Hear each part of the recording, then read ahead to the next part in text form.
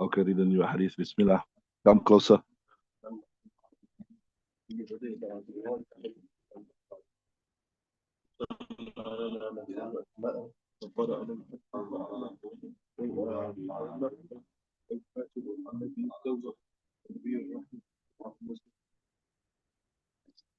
Okay, Bismillahir Rahmanir Rahim. نحمده ونصلي على رسوله الكريم. وعن أبي موسى الأشعري قال كان رسول الله صلى الله عليه وسلم يسمي له نفسه أسماء فقال أنا محمد وأحمد والمقفي. ده يقول لي مقفي، قفى يقفي يعني منقوصا وأنا المقفي والحاشر ونبي التوبة ونبي الرحمة. رواه مسلم. Okay, Bismillahir Rahmanir Rahim. So remember we were discussing uh, the chapter with regards to the names. And we mentioned to you here, although the word names is mentioned, but more than names, it's more like you can say the sifat of Nabi sallallahu alayhi wasallam, right? Uh, Descriptions of Nabi, so some words that describe him. Are you with me? Right? So yeah, Nabi sallallahu alayhi wasallam says in the hadith.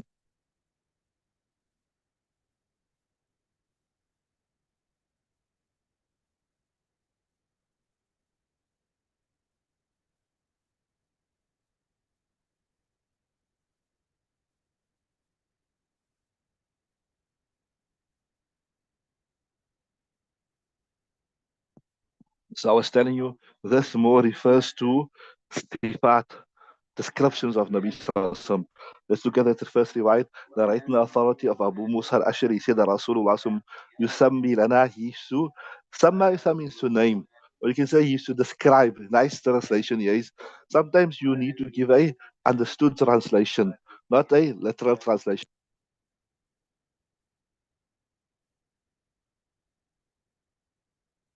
He used to describe for us himself names.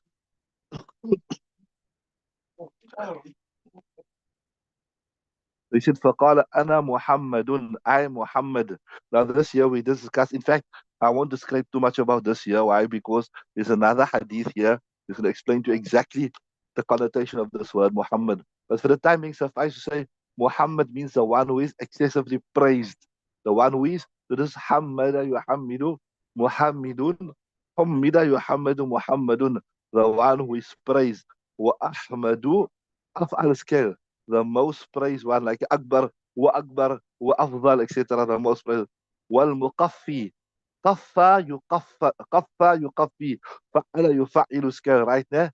Fa'ala yufa'ilu, and you know you got two huruf sahiha and you got one huruf illa. So that is ya manqusa din in a halat rafa, in a halat jar, it just gets a sakin. In a halat nasab, will come back, right? Right, wa al muqaffi. Well, muqaffi means I'm the one who comes after, right? Wal hashiru, I'm the one who will gather. Wa Nabiyu Tawbati, I'm the Nabi of Tawbah. Wa Nabiyu Rahmati, and I'm the Nabi of Rahmah. Rawahu Muslimun, Imam Muslim narrates this here. Right, this riwayat. Muqaffi, it comes from من القفو, من القفو. قفا يقفو, you know that the original letter is قافا و. There's some لغوي تحقيق, right? And it means last. That's why in the فقف على ayat Quran also, فقف على آثارهم, to come behind on the steps, to come afterwards. Remember, right? Nice to see also where the word comes in the Quran, right?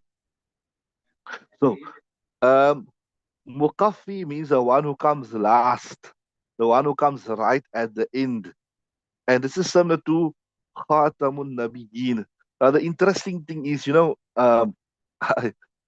amazing thing, I can say the amazing thing about the hadith of Nabi Sallallahu Alaihi Wasallam is that Nabi Sallallahu in different places, he explained the same thing in different words. And what is the benefit? I'll just give you one practical example to show you the benefit of the richness. Listen to this, Luqman. To show you, Luqman, just listen to this, the richness of this of the kalam of the Arabic. See, in certain places, the word khatam is mean, right? The word khatam is mentioned. The word khatam is mentioned. Now, if you look at the word khatam, we know it means the last, the seal, right? But now, what? What did the Qadianis do? They translate Khatam into means the best prophet, means the best prophet. But now, okay, they can translate that one to mean the best prophet. But now we say Qaffa, yuqaffi, al-muqaffi means to come at the end. Now what are they gonna do now? Now they can't come and translate. You understand what I'm saying? So that is the beauty of expressing the same thing in different words. Sometimes one particular word, perhaps it will have the possibility of being interpreted in many ways, right? And also, Khatam also means like ring. So this what this Qadianis do is, it was like you get this tasbih counter, and which you count on your finger, right? So they send a picture on a chat of this ring, and they say, see, there's a Khatam. See, this is a Khatam. They're trying to show you what they're trying to say. They're trying to say Khatam got many different meanings. It also has a meaning of a ring that comes on your finger. You see what I'm saying? So now they want to bamboozle you. But the richness of the hadith, the richness of the hadith of Nabi sallallahu alaihi wasallam, Nabi sallallahu alaihi wasallam explain it in different words to show there's no room for interpretation. There's no room to say it means the best or it means a ring. So I tell him, okay. So when they said that picture of the ring and they say this cartoon means ring, I said, okay, so this is the ring prophet. The prophet that come on your finger is the ring prophet, to show you how absurd it is, to show you that it doesn't make sense, right? So anyway, that was the benefit of Muqaffi, means the last prophet. So that is a bombastic proof against um, the Qadianis.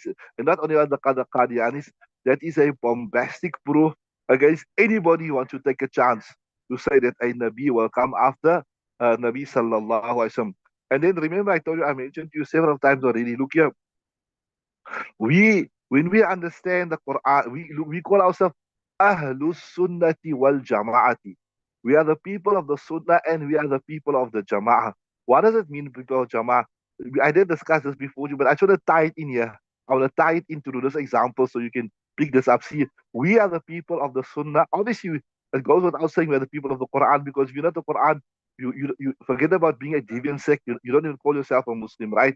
So everybody say that the people of the Quran, the Shia, the Qadiani, the Ghaghani, the Khoja, all of them. So there's no necessity to mention that we are the people of the Quran, because it goes without saying. It's quite obvious.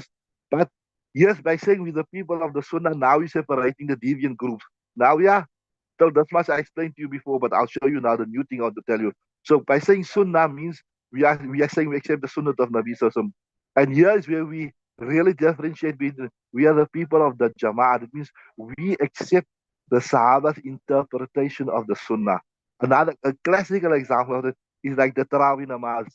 As Umar, what he understood about the Tarawih, that you must make one Jama'at, you mustn't have a scattered Jama'at, you are reading a masjid, you make one khatam. So we are the people of the Jama'ah, right? That's one. But the main one I'll explain to you is, what did the Jama'ah understand of Khatmun Nubuwat? What did the Jama'ah understand of Khatamun Nabeen? They understood that there's no prophet after Rasulullah. And they understood that if anybody claims prophethood after the Rasul, his neck must be chopped off. That's what they understood. How do you know they understood that? How do you know they understood that? As Abu Bakr, the Ridda was Musailamatul Kazab, Aswad Anasi, all these people that there was another lady, I think her name was Tulayha, whatever. She was a prophetess, whatever. So what did the Sahaba, what did the Jama'ah? When we say Sahaba also, when we say Jama'ah, also remember this here. When we say Jama'ah, we mean the senior Sahaba Ikram. They spent a great deal of time in the company of Nabi Sallam. Not somebody they just maybe, yes, we obviously, if somebody just accepted Islam, we at the latter stage of Nabi Sallam's life, he's still a Sahabi. But when we more so ever, when we speak about Ahlus Sunnati wal Jama'ah, right? We speak about those who spend a great deal of time. So from the Ridda wars, you understand Khatamun Nabeen was be last prophet. There's no prophet after Rasulullah Sallallahu Alaihi Wasallam. You see how we understanding the Sunnah through the prism of the Sahaba Ikram. That's who we are. That's who we are. Ahlus Sunnah wal Jama'ah. We understand the Quran through the prism of the Sunnah, and we understand the Sunnah also through the prism of the actions of the Sahaba Ikram. Right. So I was telling you that right. So that's wal Muqaffi wal Hashir. Right. Um, Nabi Rahmah, there's no doubt that Nabi so was a paragon of mercy in every sense of the word. In every sense of the word. One is he is a mercy in the sense that he's going to extricate. Remember the hadith, وَأَنَا آخِذُكُمْ بِحُجَّةٍ أَنْتُمْ تَتَقَحَّمُونَ فِي النَّارِ وَأَنَا آخِذُكُمْ بِحُجَّزِكُمْ عَنِ النَّارِ. You are like the what you call this moths. You ever went camping? You went camping, fishing. You have a gas lamp, Kadak. You don't know. You have fire. Then you see how the moths they rush into it. The night is dark. The moths they rush into the fire. So you say you are like how those moths are rushing into the lamp. You are rushing into the fire, and I'm holding you and I'm grabbing you by your waist to stop you from falling in. So Nabi Sallam, in that sense, he was a mercy, extricating us, helping us, taking us out of the fire. That's one. And you can say that's on a macro level. But on a micro level, in his daily life, every point in his daily life, the mercy he showed, etc. Right? That is right. That is a vast topic that can be discussed. Ana view tawbati. One explanation, many people make tawbah at the hands of Nabi Sallallahu Alaihi Wasallam. Another one is Nabi Sallallahu used to make tawbah day and night. Remember he said, Wa inni atubu ila Allahi. This is in your Riyadus Salihin. Ana atubu ila Allahi أكثر في اليوم أكثر من 100 مرة. I make tawbah more than uh, 100 times a day. So you used to make excessive tawbah. Why make excessive tawbah when لقد إنا فتحنا لك فتحا مبينا ليغفر لك الله ما تقدم من ذنبك, while all his sins were already forgiven? Two explanations ulama give why why is the tawbah why he made so much tawbah. One is this here, because uh, Allah Ta'ala, He wanted to teach the ummah about tawbah, and another explanation is this here, out of tawadu'. Yes, the Shareef mentions something interesting also. Inshallah, he says, Inshallah, Allah Ta'ala take you all over and over, and me also, to Masjid Nabawi Sallallahu Alaihi Wasallam. If you go till today, and you go to Masjid Nabawi Sallallahu Alaihi Wasallam, you'll see on the mihrab there today, it's written, Nabiyu Saifi. It's also written, Nabi says the Nabi of the sword. Written, Nabiul Malahim, the Nabi of the intense battle. What's a nice word? Like we have an intense battle, like ferocious battle, where people are fighting intensely. What's a nice word? Severe battle. Anyway, what does it mean? What is trying to show you that yes, you are forgiving, you are soft, but when the time comes to what? To be ferocious. When the time comes to take up arms in the path of Allah Ta'ala, then you must rise to the occasion. Then you must also rise to the occasion. Then you mustn't be like a moth off, right? So the time come, you must. And that's why also is mentioned, if you study, inshallah, maybe it will come also under the description of Nabi Sallallahu, that if you want to look at Nabi Sallallahu in the battle, you always find him on the front line. You will always find him on the right line. Read the next hadith. Who did you read? Okay, you read the next one.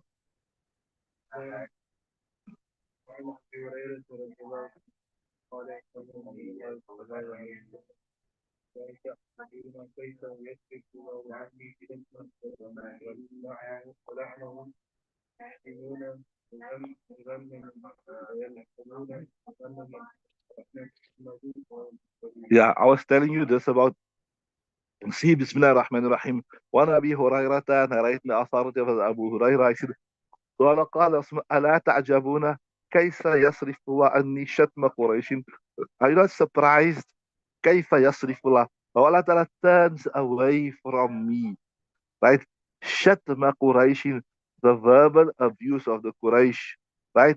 ولعنهم, and their curses, right?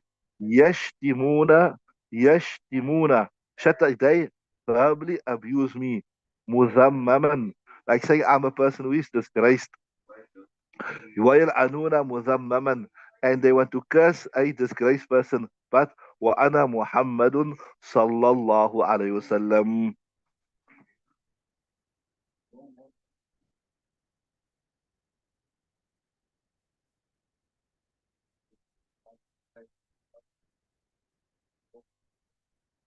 So this here you can say يشتمون مذمما is a maf'ul of they abuse me, or they verbally abuse me with words of disgrace, right? ويلعنون ويلعنون ويلعنون مذمما, and they curse me a cursing, so to say, right? So ذمم يذمم, like it you can حمد يحمد, to praise, to praise. ذمم يذمم مذمم مذمم.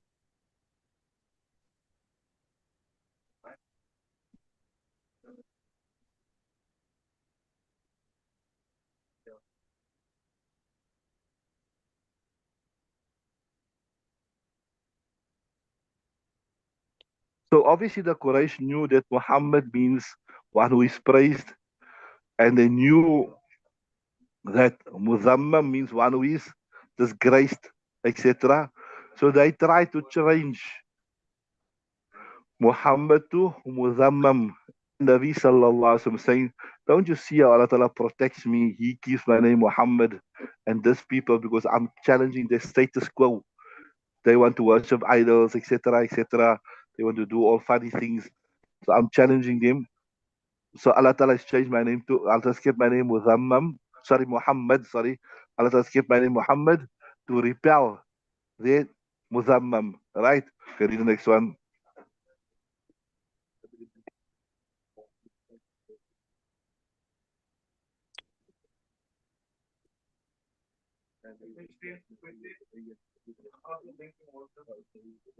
وإذا شعث رأسه,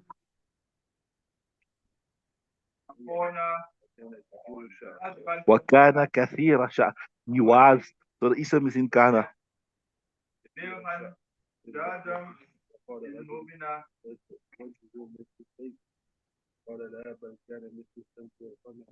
بل كان مثل الشمس.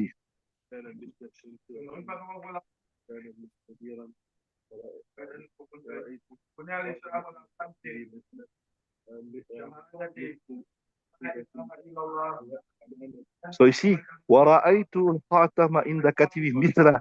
See, this is a secret of Khatam. So Khatam is nasab, so it will also be nasab. You understood it? Try to see that every word, you know why it is like that, right? Right? يشبه جسده رواه مسلم. Okay. بسم الله الرحمن الرحيم. Look at all the Arabs properly there. Eh? You're not sure why I'm reading a particular Arab in a particular way. Please ask. وعن جابر بن سمرة, سمرة غير منصرف. Right, the authority of Jabir ibn Samura, right? Change of page, please. Right. Right, the authority of Jabir ibn Samura. قال كان رسول الله صلى الله عليه وسلم قد شمط مقدم رأسه ولحيته. Right. The right page, okay. Sure. So, شمط مقدم رأسه ولحيته, the front, مقدم, that's why also in Arabic say مقدم الجيش, the front of the army, what you call the front of the army, the attacking part, what you call it. Anyway, شمط مقدم رأسه, the front of his head and his beard, شمط, it turned white, right? Now listen, I see. وكان إذا ادهن لم يتبين. We need to oil it, it not become manifest. Now, mashallah, you people don't have gray beards yet, so you don't know. See, look here, look at me, you can understand this from me. See here underneath, you see there's a gray coming underneath, right? So only when this opens up, right, then you see the gray there. That's what I'm saying. But if everything is keep neat like this, what happens? You don't see the gray. So that's what he's saying. When Nabi Sallallahu Alaihi Wasallam would oil his beard, right, nicely, he would oil the beard, then all the hair was nicely in place. So that means the black hair in front or the brownish hair, it would conceal the white inside, the one is appearing from the inside. Right? You understand what I'm saying? Because now everything was kept nicely in place. You with me? So that's what he's saying. وكان إذا دهن لم يتبين. But وإذا شعث رأسه. But when his hair would become disheveled. So see, when your hair becomes disheveled, now it opens up, right? So now what is underneath is exposed. You understand what I'm saying? So إذا شعث رأسه تبين. So, this is it's amazing, man, that Sahaba Ikram had so much love for Nabi Sallallahu Alaihi Wasallam.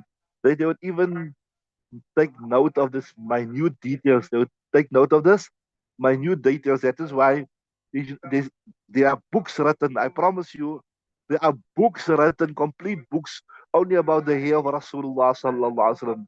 Like, you know, how many gray hair he had, where was the gray hair, etc., etc. That's why did the Sahaba come? Why did they have so much knowledge? Because that was a sign of the excessive love for Rasul. So when you love somebody, when you're impressed with something, you will take note of the minute details. Ismail, am I right or wrong? How many, you know exactly how many grays when your wife said or not? Is it any grays? Not yet. She give you grays, right? So إذا شعث رأسه تبين, right? وكان كثير شعر لحيته. And now this is how you translate it literally, right? So I told you the ism is in kana. So kana is tam. Remember when the ism is in kana, kana is tam, ne? وكان, he was كثير شعر لحيته. He was abundant of hair of the beard. That's a literal translation. Yeah. He was abundant of the.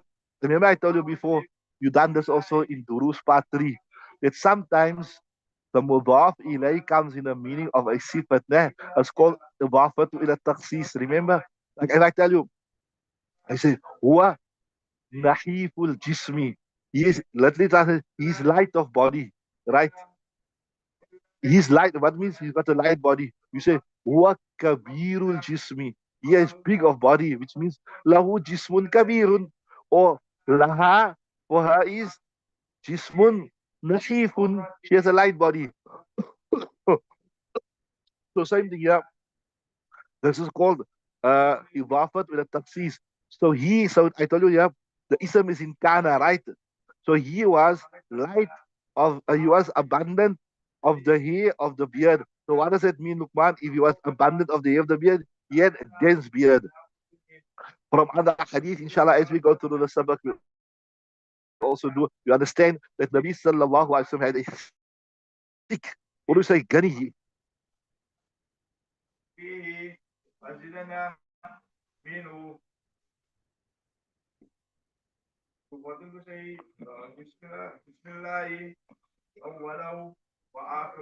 Inshallah, we will do also in Mishkaat Sharif. And if we don't do in Mishkaat Sharif, we'll do Shama'il at-Tirmidhi. Inshallah, maybe the end of the year or maybe next year, you'll start Shama'il at-Tirmidhi. So you must look out. You must look out. Inshallah, we'll announce that even, especially for the online people. Very, very beautiful. Very, very interesting. Imam at-Tirmidhi, he's got a whole book explaining all the sifat of Nabi Sallallahu. So look out for that, inshallah. We will announce it, inshallah. Right? So وكان كثير شعر لحيته right. فقال رجل وجهه مثل السيف. Interesting. So one person فقال رجل said وجهه مثل السيف. His face would be like a sword. And another said قال لا بل كان مثل الشمس والقمر. And another one said, no, his face was like the sun and the moon. وَكَانَ مُسْتَدِيرًا. And it was round. وَرَأَيْتُ الْخَاتَمَ عِنْدَ كَتِفِهِ. And I saw the خاتم النبوة. I will explain a bit about this here. It was by katif. Katif means by the shoulder blade, right? مثل بيضة الحمامة, like the egg of a pigeon. يشبه جسده. It would resemble his body. رواه Muslim, Imam Muslim narrates this. Just small question for you. Yeah, I'm going to explain the whole hadith, inshallah. What does this mean? That يشبه جسده. Luqman, what does this mean? That the Khatmun Nubuwat, I'll explain more about this. That little seal at the back of his back, it resembles his body. What does that mean? What do you understand from that, Luqman? Ismail, what do you understand about that? See, مثل بيضة الحمامة يشبه جسده. What do you understand about that? Ismail, what do you understand by that? Maybe the online, if they know anything, they can tell us also. What do they understand by this? يشبه جسده. That this little pigeon egg, the size of the pigeon egg between his shoulder blades. More details are coming now, but we'll do that as we come. But the main thing I'm asking you, what does it mean? يشبه جسده.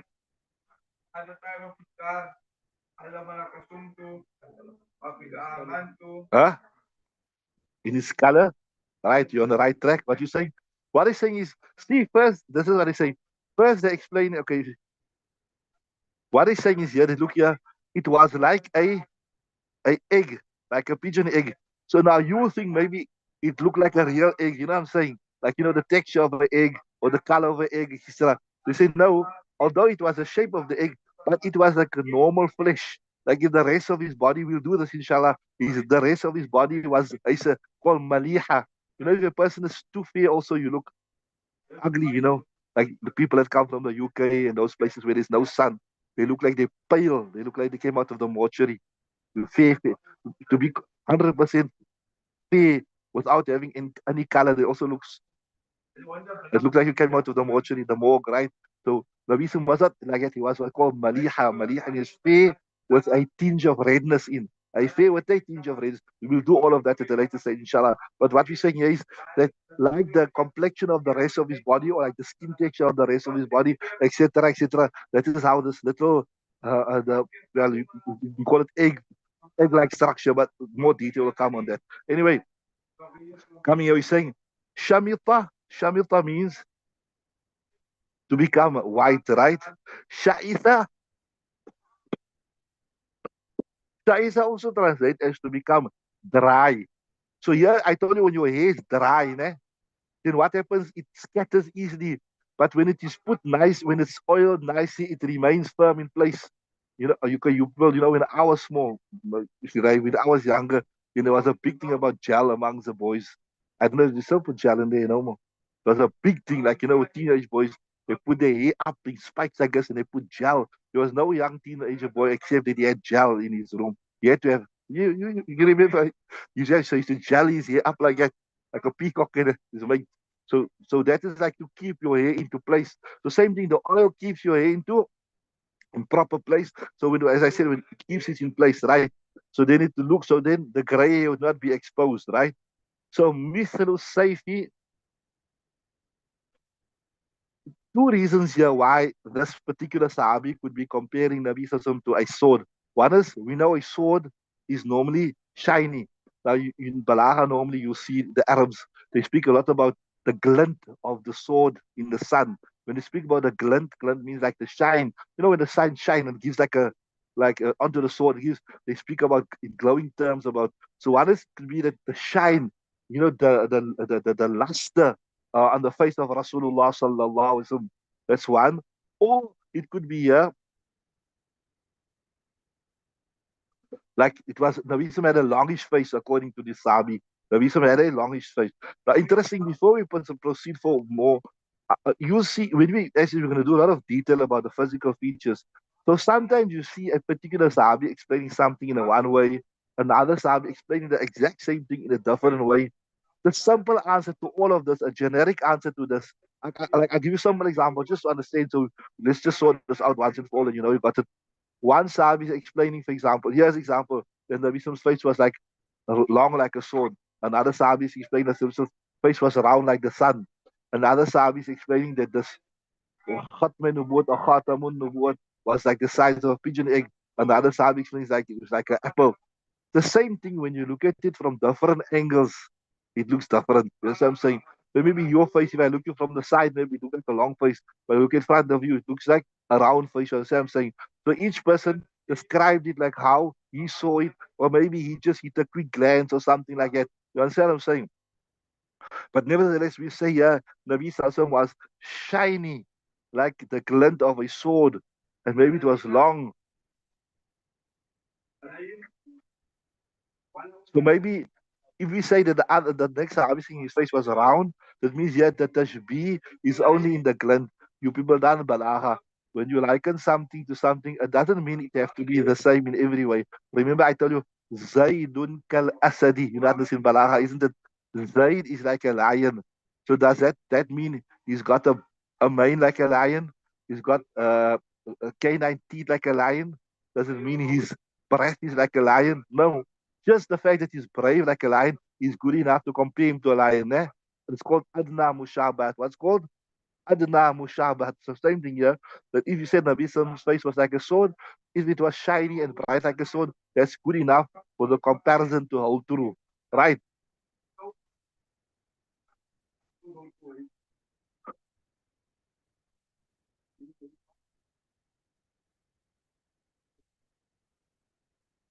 So, yeah, the likening of the face of Nabi Sallallahu to the moon means it was as white as the moon. It was as bright as the sun. Yushbihu Jasad, I told you. It was like the rest of his body. It wasn't something different.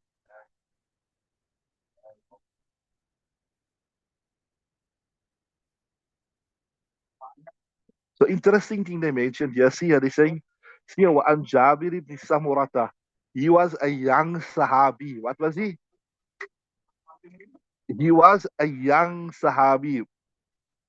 And they're saying that the senior Sahabi Kram, they didn't have the courage to look Nabi some straight in the face. There's so much fear, not fear, there's so much rob. They were in awe of Nabi sallallahu alayhi wasallam.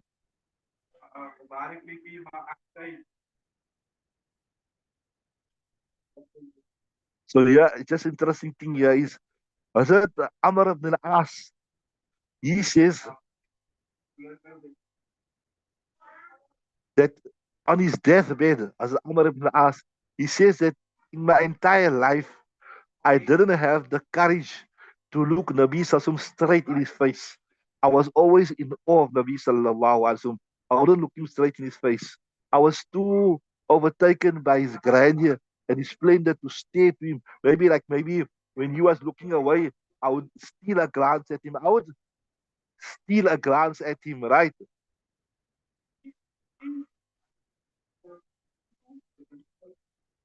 Okay, read the next one.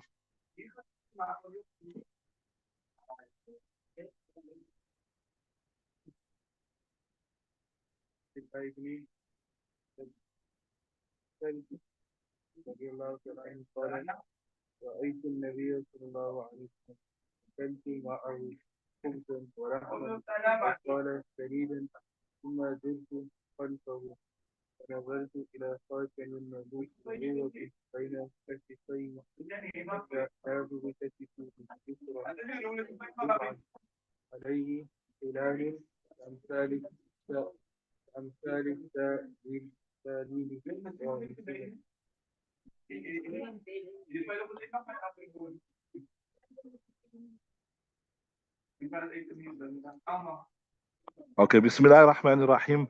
One Abdullah ibn Sar Jisha. You got anything on the name there?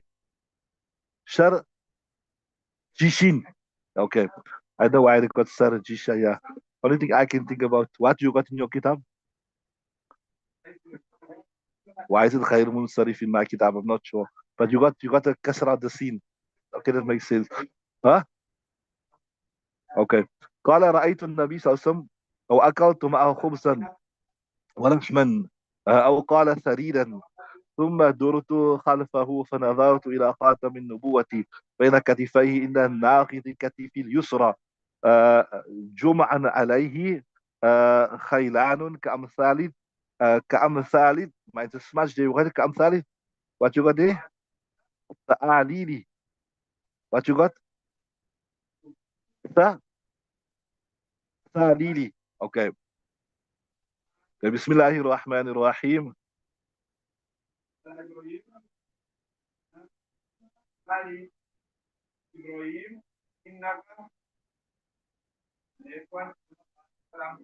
narrating authority of Abdullah ibn Sarjas, he says, I saw Nabi sallallahu alayhi wasallam and I ate with him bread and meat. Oh, he said it was tharid. Tharid is also a very tasty dish that was prepared in the time of Nabi sallallahu ثم درت خلفه. Then I went behind him, probably was a child. فنظرت إلى خاتم النبوة. I looked at the seal of prophethood بين كتفيه, between his two shoulder blades. You know what's your shoulder blades, right? إن ناغذ كتف اليسرى, right? By the naghid means like by the folds of the left shoulder blade, right? By the folds of the left shoulder blade. Are you with me?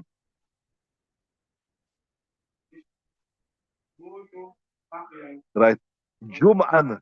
Like you can say, you got Jum'an or Juma'an. What you got there? Have you got any harkat on the meme? Jum'an, right? So Jum'an means a fist. You know, you got your flinch, your fingers clenched, right? Then Thailanun, right? So it was like Thailand is a jama of Khalun. Thailanun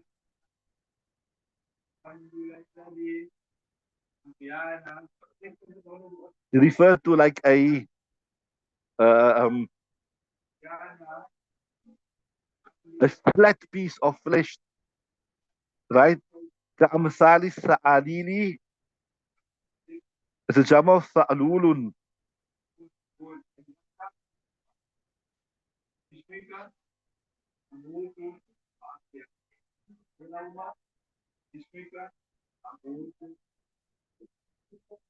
You check the meaning of that word? Loud. Shamatun, just which means.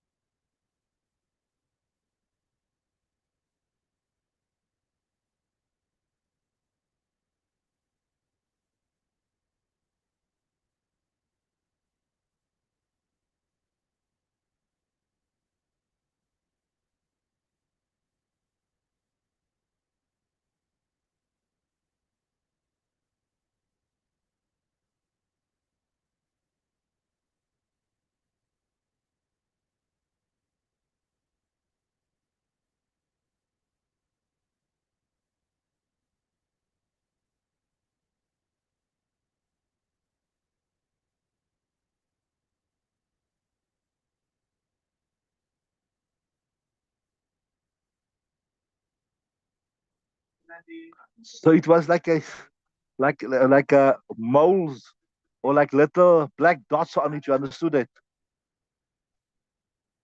Okay. Let's just look at the Lughi Tahqiq here. Bismillah ar-Rahman ar-Rahim. You check that. ناغض ناغض قطف ناغض قطفه.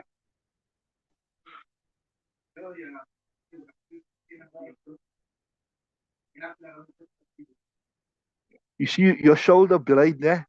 Between your shoulder blade and between your bone there's a soft piece of flesh. So that is where it was found. To the left there, what is it? Yusra. To the left of it, right?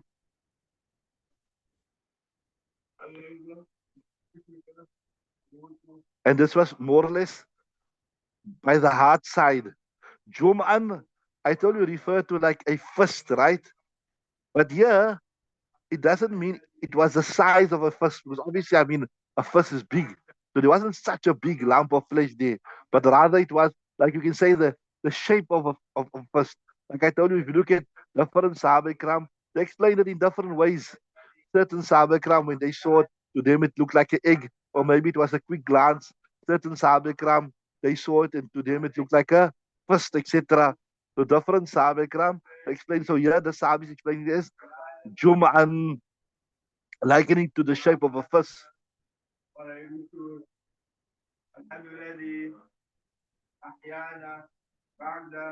So I told you it was like the size of the egg of a pigeon, or like a small bird, not a big bird, a small bird.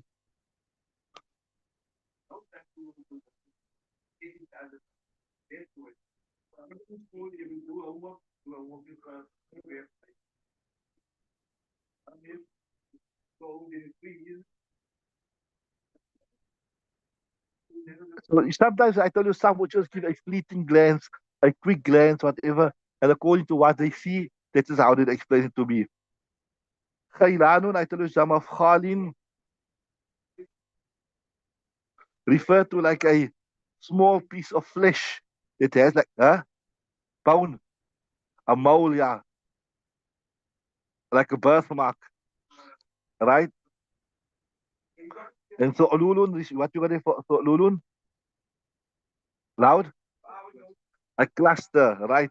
So it's like this Kamsal. So here he's explaining like a cluster of moles together. So like a lot of small pieces that are make one are like little fragments that make one big cluster, so to say. You know what I'm saying? Some riwayat also suggest that it had fine hairs on it also, right? Okay, I see time is up again. We'll continue tomorrow, inshallah.